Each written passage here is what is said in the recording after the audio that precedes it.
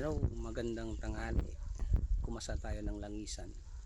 Ang panangkap ng mga ano na yan, mga balat ng kahoy, baging. Yan po yung himag. Yung himag na pag pinutol natin, parang may sapot na lumalabas. Yan po. Gamot po yan sa mga karamdamang sakit.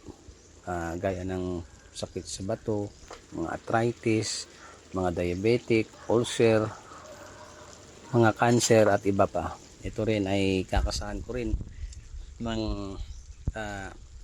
pangontra sa lahat, kagaya sa mga black magic, no? Mga black magic, mga bad spirit, at sa mga pampalubag-lub, panghalina at pangakit. Yun ikakasa natin. Yun o, kumukulo. Yun o. Yan. Kasi kung ordinaryong langis lang yan, mapapasok talaga tayo. Ano?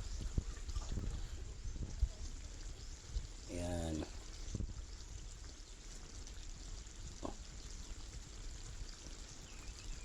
Yan. Yun, ganito yung itsura ng himag. Parang may sapot.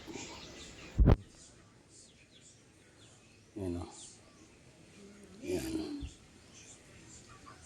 Yan, parang may sapot. Yan o. Yan.